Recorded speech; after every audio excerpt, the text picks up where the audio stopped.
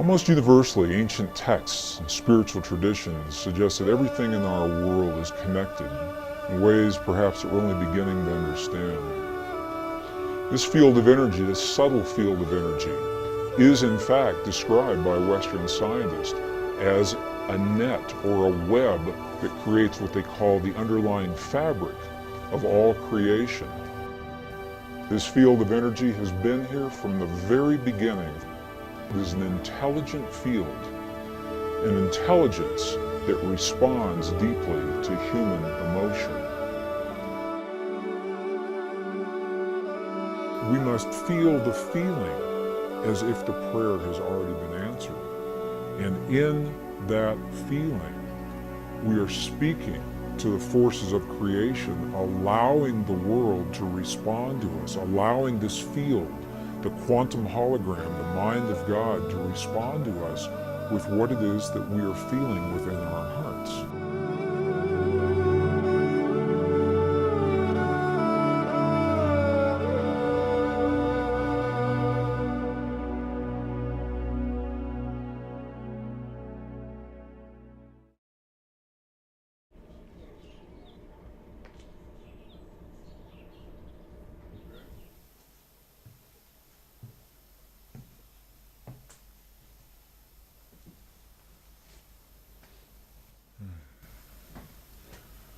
What would it mean if we discovered that each moment of our lives is part of a conversation, an ongoing dialogue with the universe around us?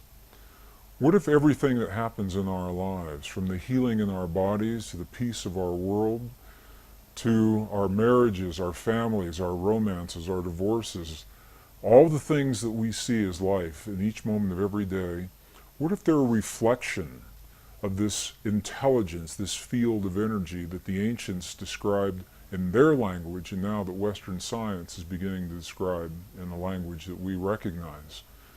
Well, a growing body of scientific evidence suggests this is precisely the way that our world works. That the world, in essence, is nothing more and nothing less than a reflection of what we have become from within, our thoughts, feelings, emotions, our beliefs, our prayers.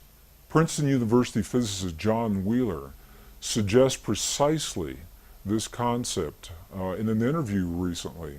What he said was that we live in what he calls a participatory universe.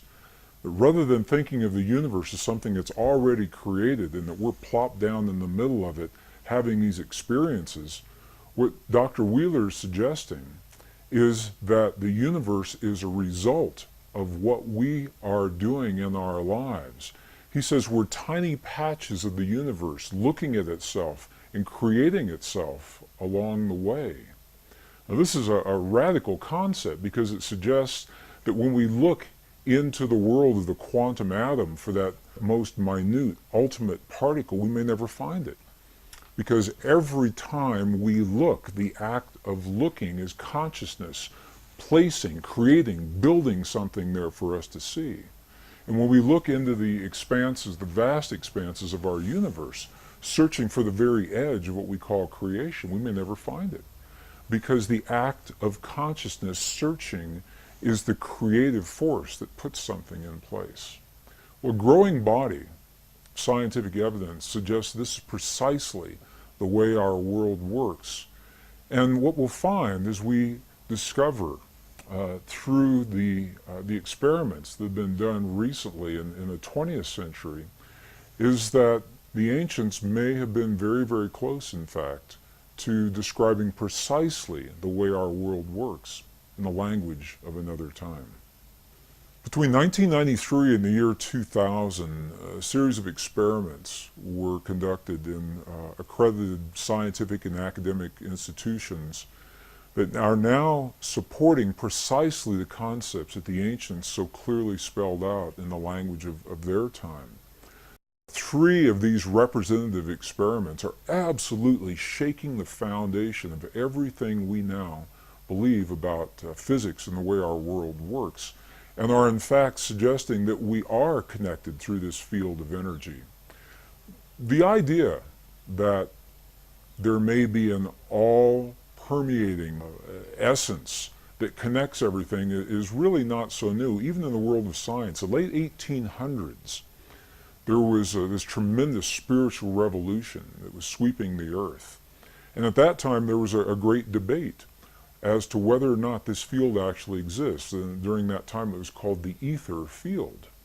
In 1887, a very famous experiment was conducted to demonstrate once and for all, does this field exist or does it not exist? And based on the results of that experiment, Western science, specifically Western physics, has believed that everything that happens in our world is discrete, non-related, isolated. Things that appear to be happening in the same instant in time are simply coincidence. The very famous Michelson-Morley experiment, the equivalent of the experiment, is if you were to go outside of the building where you are right now and moisten your finger and place it in the air above your head, and in that moment you felt no wind against your finger, and from that concluded that no air exists around you. That's the equivalent of this Michelson-Morley experiment. They believe that if this field actually exists, it must be moving. And when they tested for movement, they found none, and from that concluded that the field doesn't exist. From 1887 until the early 1990s, all of Western science was based on the principle that what happens in one place has absolutely no effect on what happens somewhere else. And now we know that this is absolutely not true. So I'd like to share with you 3 experiments that are absolutely shaking the foundation of Western physics. The first was conducted by a Russian physicist, Vladimir Poponin, in the early 1990s. He came to the United States to finish this series of experiments. And what Poponin did was he wanted to investigate the relationship between human DNA and the stuff our world is made out of. Little packets of energy that we call photons, little particles of light, if you want to think of them that way. So the experiment consisted of taking a tube, a glass tube, drawing all the air out of this tube, creating what today we call a vacuum, implying that there's nothing left in this tube. However, we know that there's still something left, these little particles of light. So Poponin measured the particles to see how they were distributed. Did they fly all over the place inside the tube, or were they all accumulated at the bottom, or what happened with them? The results of this part of the experiment were not surprising, because the little particles of light, the photons, were completely random, and this is what they expected. The next part of the experiment is where this gets really, really interesting, because they placed some human DNA into this tube. And the human DNA, when they remeasured the photons, the human DNA had caused the photons to form an alignment. The DNA was having a direct effect on the stuff our world is made of. Now, this is precisely what ancient spiritual traditions have always said, that something within us has an effect in the world around us.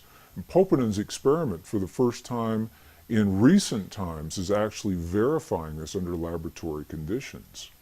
And the next piece of the experiment is even more interesting, because what they found was that when the DNA was removed from the tube, we would expect that they would all go back randomly distributed just the way they were before. And this is not what happened.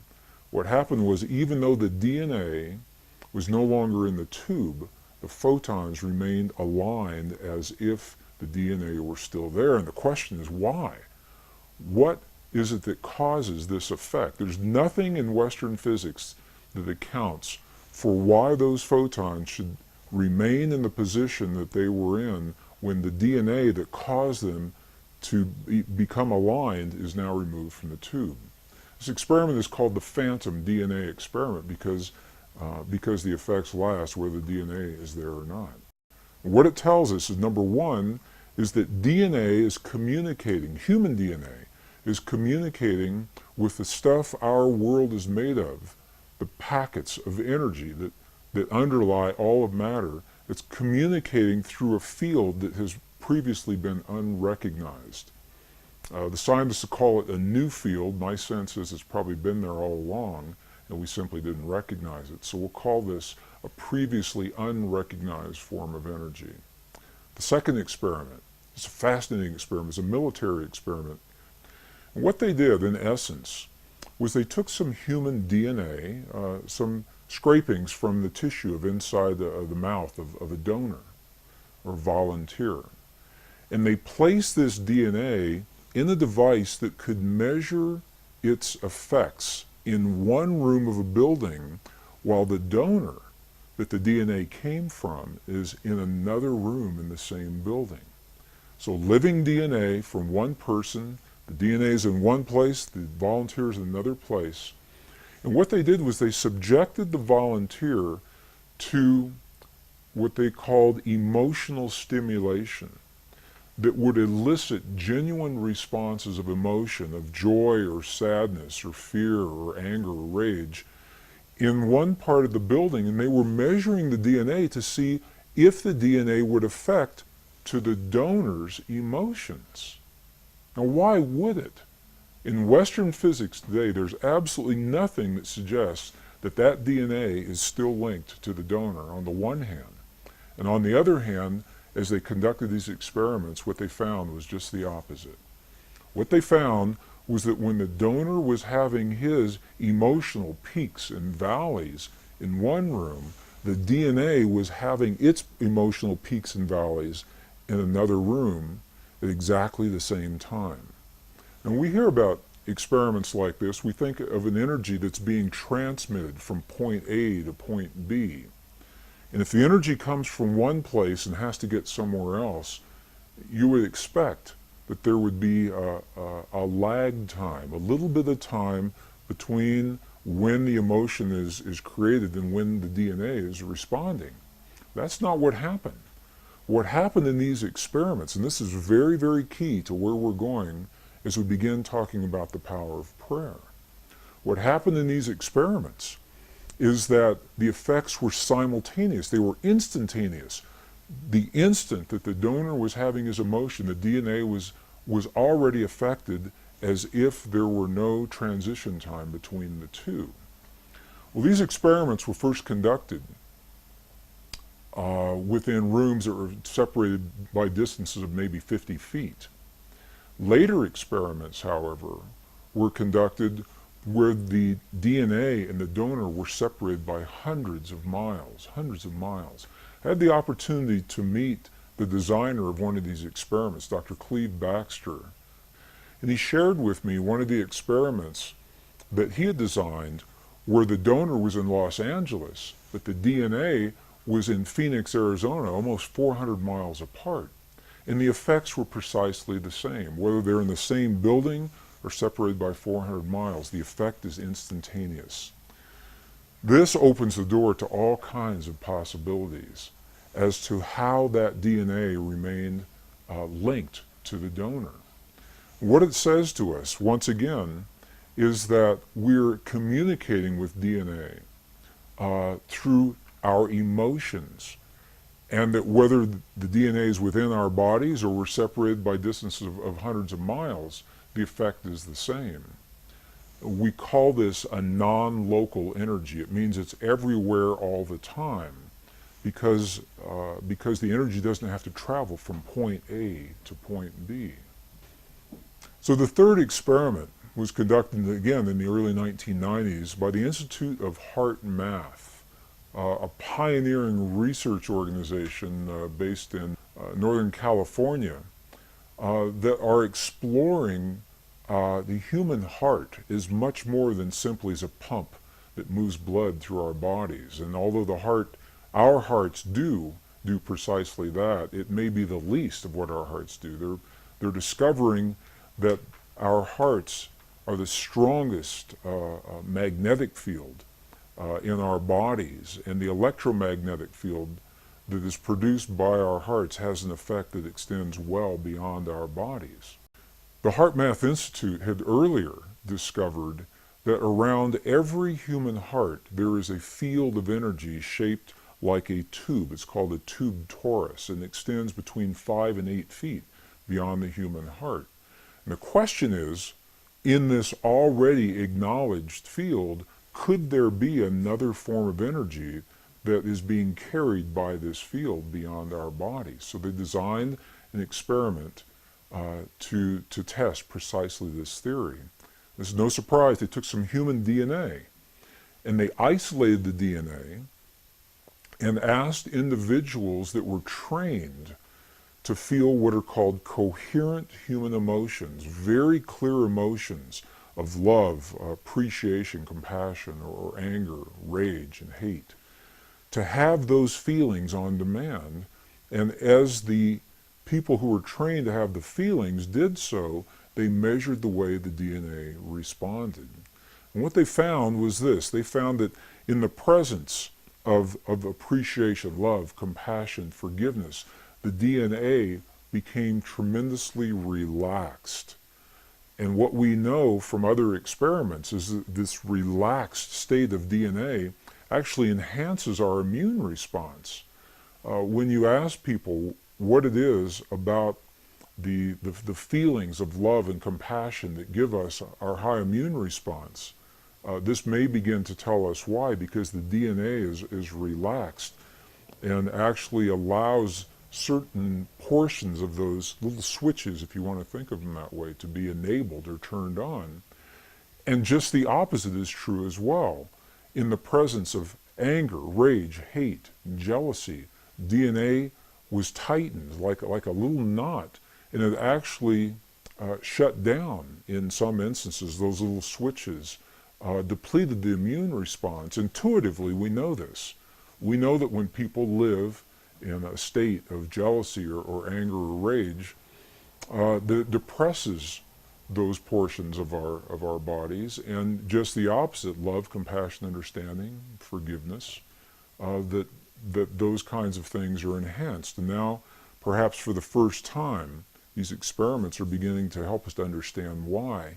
It's the effect of human emotion on what is called the conformation or the shape of the DNA in our bodies. And what these experiments showed, and what the lab results, the lab notes in the published papers actually described, was that very specific kinds of human emotion have the power to change the shape of the DNA in our bodies. This is an amazing thing to say, because what it says is that on demand, when we choose to elicit very specific kinds of feelings and emotions inside of our bodies, we actually have the power to change the way the DNA functions in our bodies. This is the beginning of an internal technology, perhaps a very ancient technology that was described in languages of our past that we're only beginning to understand. Well, each of these three experiments was interesting unto itself. In some instances, the researchers were not aware of the experiments that the other laboratories were doing.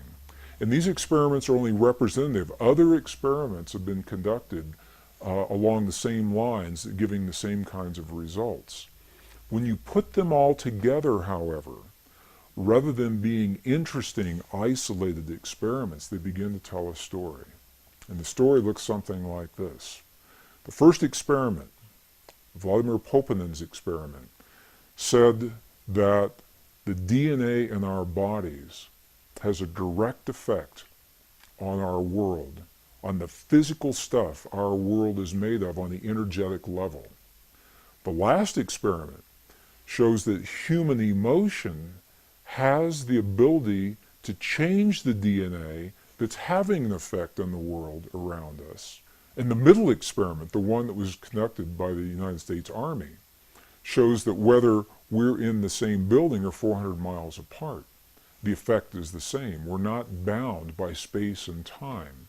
And as a matter of fact, the results of the experiments are saying precisely this, that you and I have a power within our bodies that is not bound by the laws of physics the way we understand them today. That something within us linked directly to the emotion of our bodies, thoughts, feelings, our prayers, our beliefs, transcends the limits of time and space the way we begin to understand them today.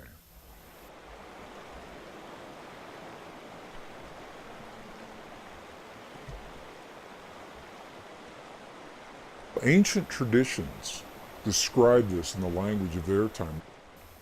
Not only do they say that we are connected to the world around us, just the way Western science is now discovering, they invite us one step further, and they say, here's how you apply it in your life. They left us very, very clear instructions saying this is the way you use this power, this inner technology within you to bring about change in your world, to bring about healing in your body, to bring about peace in your families and in your communities. And collectively, as many people come together, these principles work as peace between nations as well. And I'll share with you some of the studies that were done that describe precisely how this begins to work. One of the questions that I'm often asked with regard to this material is if these relationships exist, if they truly exist, why don't we know about them today? Why doesn't Western science understand these principles? Why are we just now discovering them? Well, the answer to that question begins in our understanding that the way we view our world today, our knowledge, is part of a lineage of wisdom that links us with our past. And we know that that link, the link that ties us with those who have come before us, has been broken at least 2 times in recorded history. Twice in recorded history, something happened, an event occurred, and we lost information. And in some instances, it's information pertaining precisely what we're doing right now. The first one of those breaks was with the burning of the Great Library of Alexandria in the 4th century. While we don't know precisely what was in that library, what we do know is that Roman historians had cataloged volumes and volumes of information. Scrolls is the way that the material was written at that time. The Roman historian Callimachos, for example, cataloged over 536,000 scrolls in the Great Library of Alexandria before it was burned, and many of them were very ancient in that time, in the 4th century.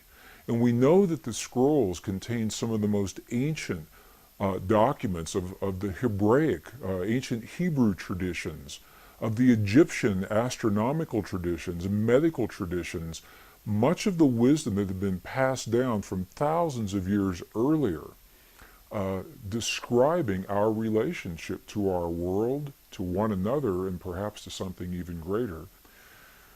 When that library burned, we know we lost tremendous amounts of information then. And the second time was with the edits of the Western biblical texts, the biblical traditions in the 4th century as well, in the year 325 AD. It was during this time in the early Christian traditions when the Emperor Constantine pulled together a council. And at that time there was no biblical text, nice, neat, compiled text the way we see it today. It was a loose assemblage. Many of the texts were redundant. Some of them were poorly written.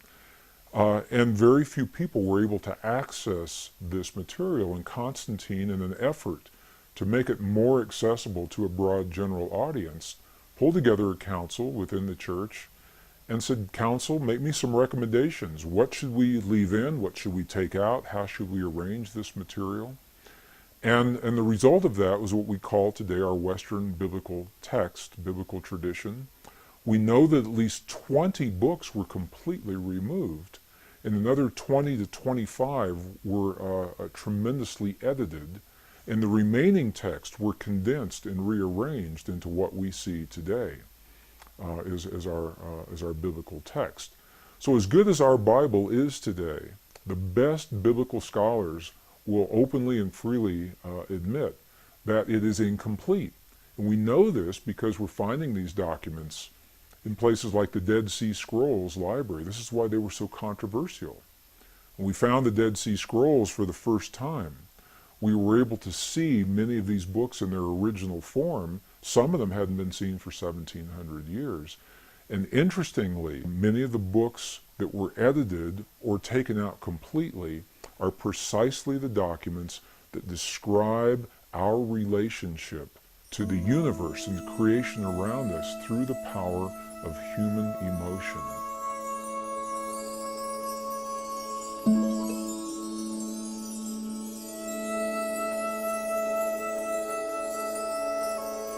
So now that science is beginning to tell us in its language, ancient spiritual traditions have shown us in their way, and in our own texts and documents, we're seeing references to precisely how these principles work. The question is, how do we apply them in our lives? How do we go about making use of this relationship between thoughts, feelings, and emotions inside of our bodies and what's happening in the world around us?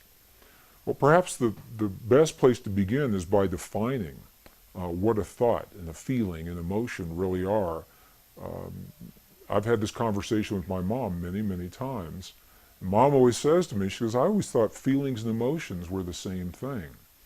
And while they're closely related, there is a difference. So if we think of a chart, if you look at the ancient charts of the energy centers in our bodies, the chakra centers, if you will, what we see is the lower three energy centers of our bodies, they are closely associated with what we call the power of human emotion.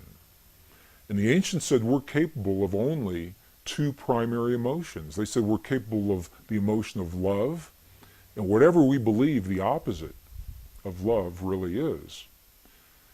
Whether we think of that as fear or hate.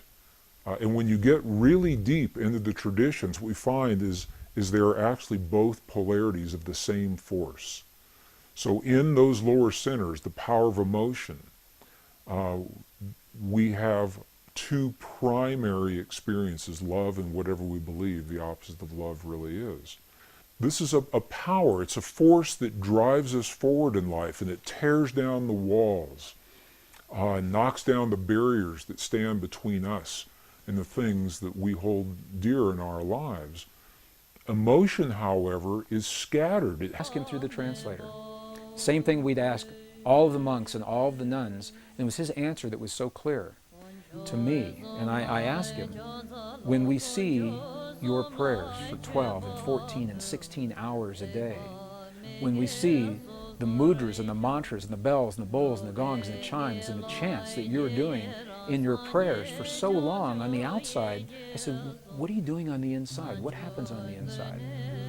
And the abbot looked at me, and I like to think he was laughing with me. He may have been laughing at me, because he said through the translator again, he said, you've never seen our prayers, because a prayer cannot be seen. He said, what you have seen are the things that we do to create the feeling in our bodies. And the feeling is the prayer. Then he turned the question on me, and he said, how do you do it in your culture? How do you do this in your culture? And I began to think about the way we think about prayer in our culture today. When we lost the texts that describe how the power of emotion and feeling are actually the language that connect us with the universe and the creation around us, we began to believe that words are simply the prayers. That if we say the right words, the right number of times, the right day of the year, the right time of day, that we've said the prayer. And as well-intentioned as those prayers may be, what we know is that there is a modality of prayer that carries us far beyond where simply offering the words will carry us.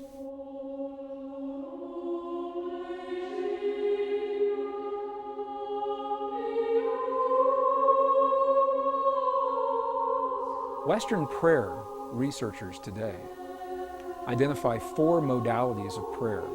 They say when we pray in the West, we use one or some combination of these four modes of prayer. The first is an informal prayer that's called a colloquial prayer. I had a friend of mine that lived in the Bay Area in San Francisco that would say this informal prayer coming home from work every Friday on the interstate. Dear God, if you let me get to the Conoco station before my tank runs out of gas, I'll never let my tank get this low again. And that is an informal prayer to God. The second mode of prayer is what is called a petitionary prayer, where we petition the powers to be. We petition the angels, or we petition God. Amen.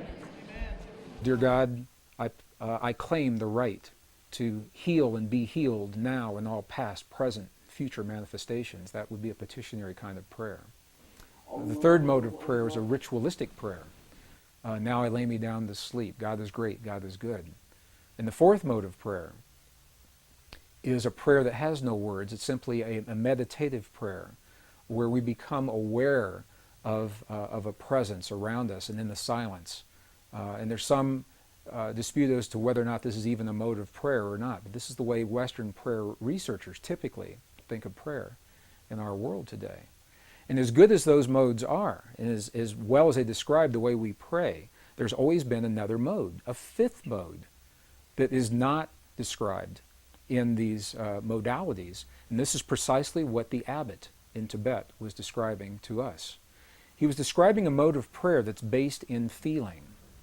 And he said, we must feel the feeling as if the prayer has already been answered.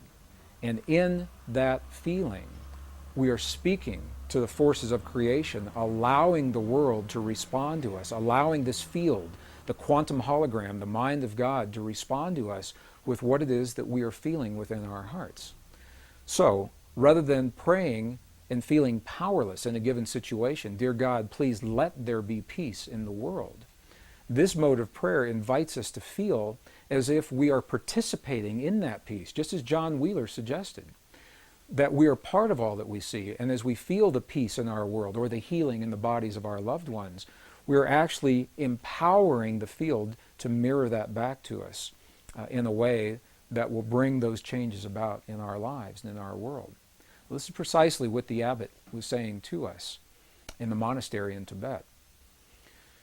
In the early 1990s, I had the opportunity to see this mode of prayer, this feeling-based prayer, enacted in a real-time situation. And I'd like to share the story because it perhaps best describes what otherwise is a nebulous concept regarding precisely how feeling-based prayer works in our lives. During the 1990s, early 1990s, the desert Southwest was experiencing one of the worst droughts in history. And a Native American friend of mine invited me to join him one day in a place in the high deserts of northern New Mexico to share in a prayer of rain. He didn't have to ask me twice. I said, you bet, I'd love to participate and see what this prayer is all about. So we met at an agreed upon location, and we hiked through several 100,000 acres of beautiful high mountain desert sage until we came to a place that was so old. Even the people today don't know who built this place. It was essentially a stone circle.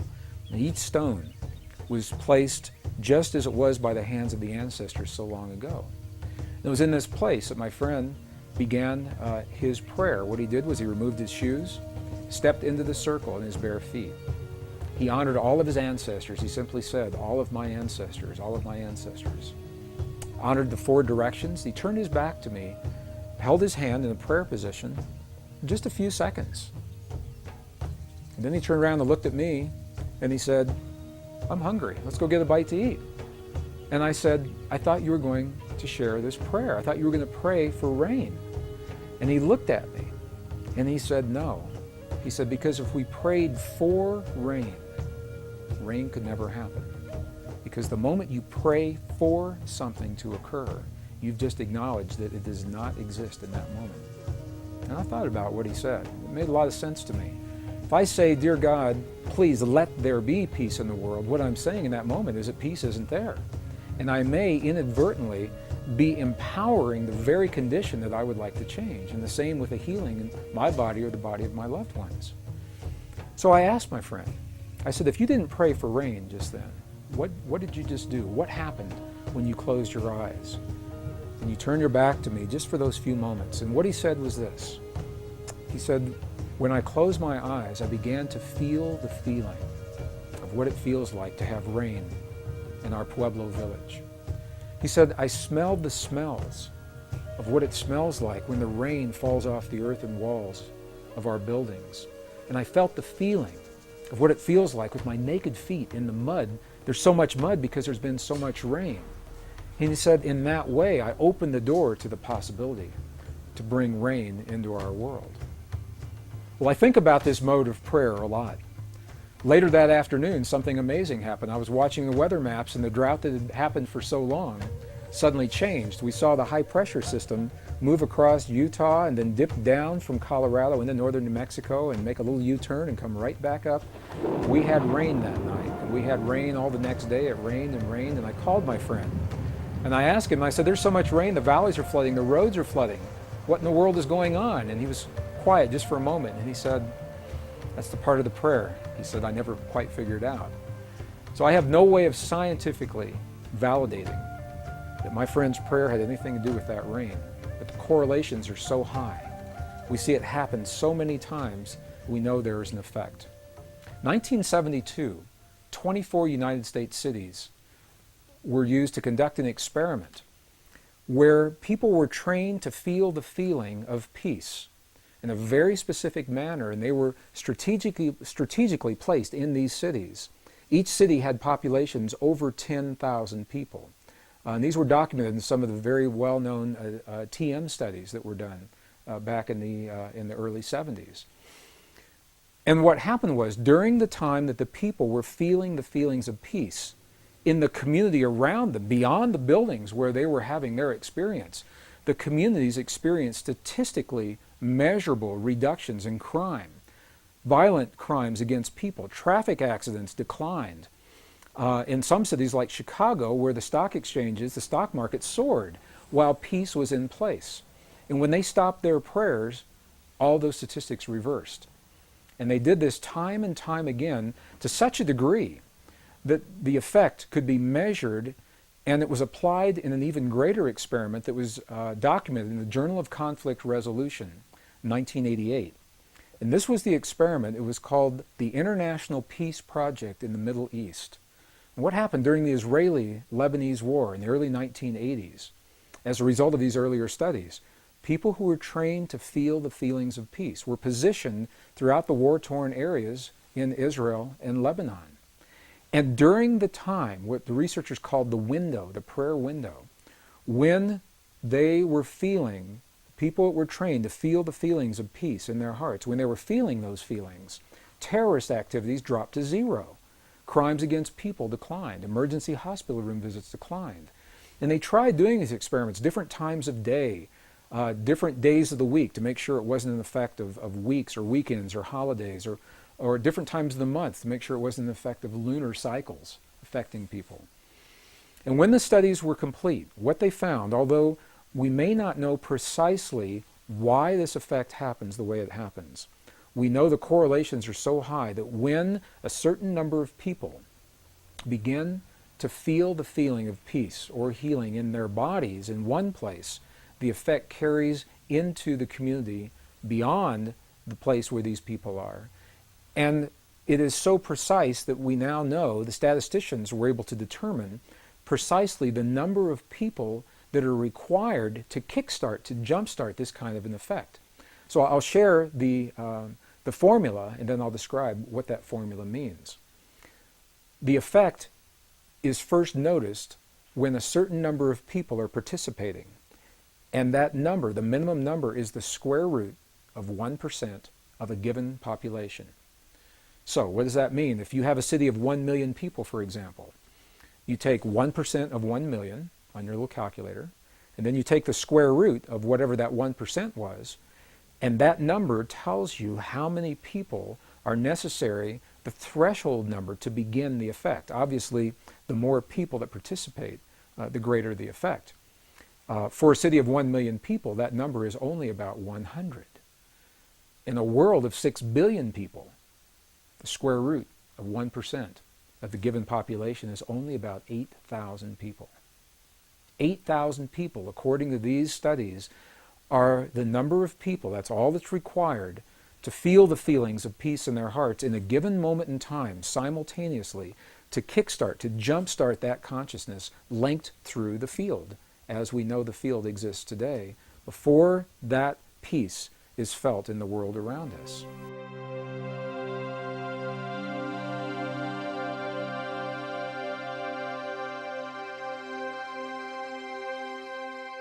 So any discussion regarding this feeling-based prayer, this lost mode of prayer, sometimes seems a little more than academic until we can actually apply it in our lives or see it applied in our lives. It's in the late 1990s that I had the opportunity to do precisely that, when I saw the footage documenting the healing of a life-threatening condition within the body of a living woman using precisely the kinds of techniques that we're speaking about right now. For me, it was this kind of information that took this lost modality of prayer out of the realm of academics and into something that's very real that we can apply in our lives. I had the opportunity during that time to see some video footage of the healing of a 3-inch diameter bladder cancer inside the body of a woman who, by Western medical standards, had been diagnosed inoperable. She had gone, as a last resort, to a medicineless hospital in Beijing, China. It was in this medicineless hospital where they began simply by addressing the life-affirming ways that she could change how she was living her life. They taught her life-affirming ways to breathe and life-affirming ways to nourish her body, gentle movements to stimulate the energy centers in her body. And as she was doing these and strengthening her body, at one point it made sense to undergo a process. Now I'd like to share this. I'd like to describe it to you as a very potent example of how the feeling world inside of our bodies has a direct effect, in this case a very graphic effect, on the world beyond our bodies. So in the video documentation, the film shows a woman lying on in a hospital room. She's fully awake, she's fully conscious, she believes in the process that's about to happen. Before her, there is an ultrasound technician who is running an ultrasound wand over her lower abdomen that we can see on a split-screen television. And on the left-hand side of the screen, they do a snapshot, a freeze frame of an instant in time for reference, so we can see what her condition looked like in that instant in time.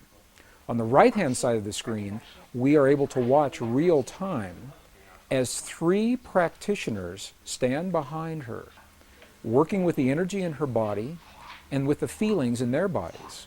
And what they do is they begin to chant a word that to them they've agreed upon, that reinforces the feeling within them that she's already healed. The chant essentially says already healed, already done. And as they begin to have this feeling and to say these words among themselves, on the computer screen, on the television screen, we can watch in real time this cancerous tumor as it disappears in less than 3 minutes real time. It's not like time-lapse on a documentary where you see a rose unfold in 30 seconds in something that normally takes days. This literally happens in less than 3 minutes. Her body responded to the feelings of the practitioners who were trained to have the kinds of feelings that they were having. And all they were feeling was the feeling of what it feels like to be in the presence of a woman who is already healed, fully enabled, fully capacitated. They were not seeing her as a woman who was sick, and they weren't saying, bad cancer, you've got to go away. It's a very, very different way of thinking about things, and it's a very graphic example of precisely how this principle works. I had the opportunity to speak to the gentleman, Luke Chin, that actually created this film. And I asked him a question. I said, what if those 3 practitioners weren't there? I said, could this woman have done this? Could any of us do this on our own? And he smiled at me when I asked him the question. He said, Gregg, in all probability, she probably could have done it alone. However, there's something about us humans in that we seem to feel more empowered and stronger when we're supported by others in the things that we believe in and in the things that we choose to accomplish.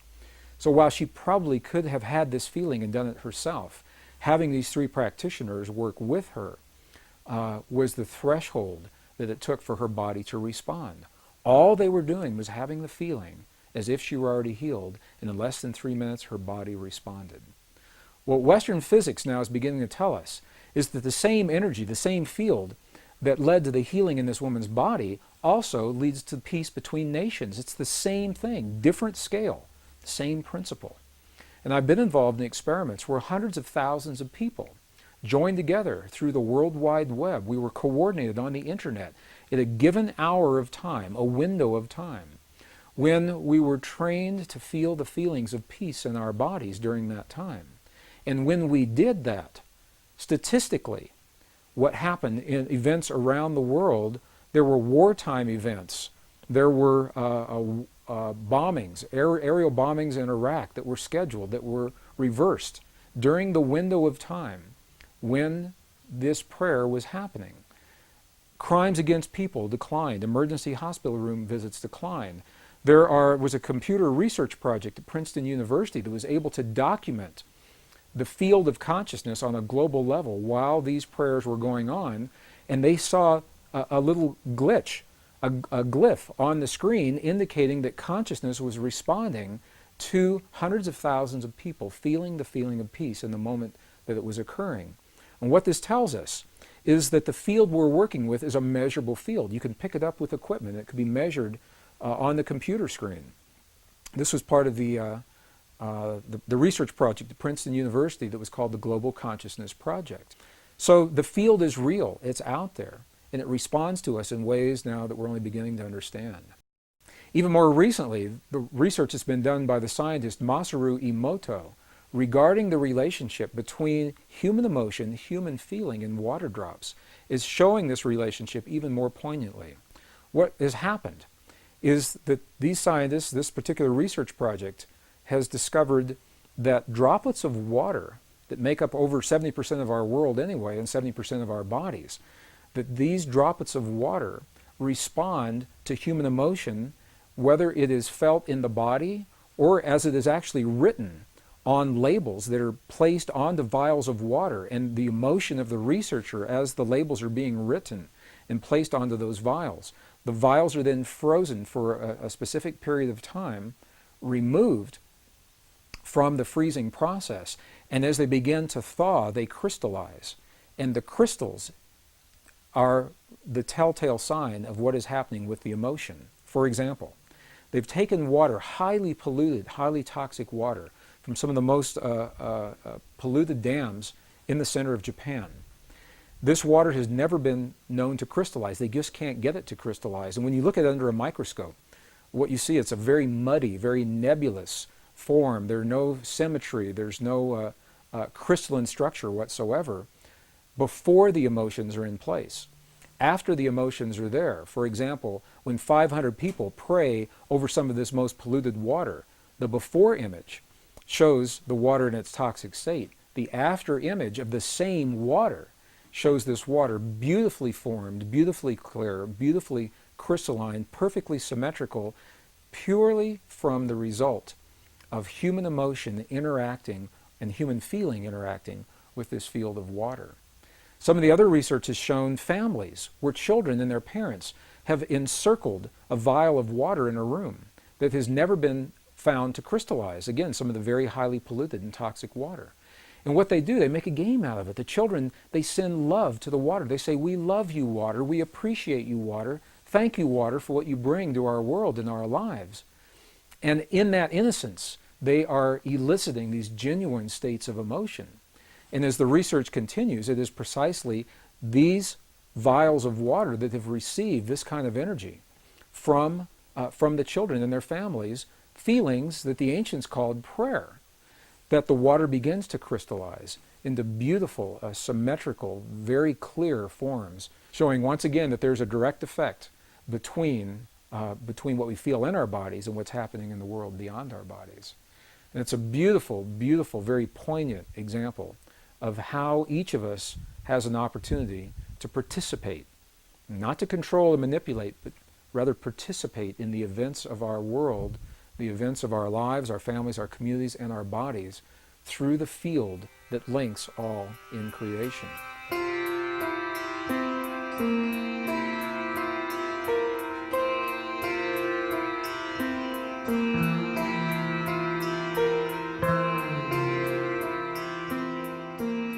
One of the powerful principles, most powerful principles regarding the way this field works is the fact that the field appears to be holographic in nature. The definition of a hologram is that it's a pattern. No matter how finely divided the pattern is, the whole remains, even in the smallest portion. For example, a few years ago, there were bookmarks, shiny little foil strips, and when they were shown in direct light, that had an image of a rose fully in bloom, or the image of Mother Mary, or the image of a dolphin jumping over a pyramid. And in these bookmarks, if they were truly holograms, you could take and cut them into the smallest pieces, and then take the smallest one of those and cut it again and look at it under magnification, and the entire pattern would still remain even in the smallest piece. And I share this principle now because it appears that consciousness, our consciousness through this field, works precisely this way. What it means is that all of us, as smaller portions of a greater pattern, are connected. And the seemingly little things that we do in our lives, day in and day out, the way we respond to one another at the family dinner table during our conversations, the way that we feel about the 6 o'clock news, the way that we respond to a driver that cuts us off on the freeway just before we get to our exit, in those seemingly insignificant moments of life, we are actually having a conversation with this field, the quantum hologram, the mind of God, individually. And we put all of our little conversations together, that becomes the collective answer. The field mirrors back our collective love, our collective appreciation and gratitude, or our collective anger and rage and fear. So as we watch the events in our lives and our world unfold, and we ask ourselves, why are these things happening? And how can these things happen the way we see them? We might want to keep these principles and ask yourself, do you see these principles that I've just described? Do you see them playing out in the world around you? And if so, if the principle works in one direction, it works in the other direction. As we begin to feel the feelings of the things that we choose to experience in our lives and our world, by definition, the hologram must mirror those things back to us. I hear from so many people that when we offer our prayers from within our bodies, that they need to be sent to the place that we choose for them to be. If we want prayers in the Middle East, that we have to send that energy there. Or if we want prayers of healing for our loved ones, that we somehow have to transmit from our bodies to where our loved ones actually are. Well, I know that these principles are well-intentioned. What the hologram says to us is that we don't have to send anything anywhere. It says that when we feel a feeling in our bodies, it already exists everywhere because we are part of that whole. Just like the pattern is complete, no matter how small we cut that bookmark, we are little pieces of this greater hologram, of this greater consciousness. And by virtue of simply feeling and using the energy to create what we choose within our bodies, it already exists everywhere all the time. Maybe you've had this experience. Have you ever gone to pick up the phone to call someone that you have an affinity for and found that they were already on the other end of the line? My mom and I have this experience. I try to call her at least once a week from wherever I am. It's not unusual for me to pick up the phone and find that she's either already there or her line's busy because she's calling me in that very moment. So when that happens, what is it that's occurring? How does the information get from where I am to where she is so that we're having that simultaneous connection? And I know almost everyone has had this experience before. And the quantum hologram, perhaps, the holographic principle, this is the answer to this question. It's because when we feel something in one place, to some degree that feeling is already existing in every other place.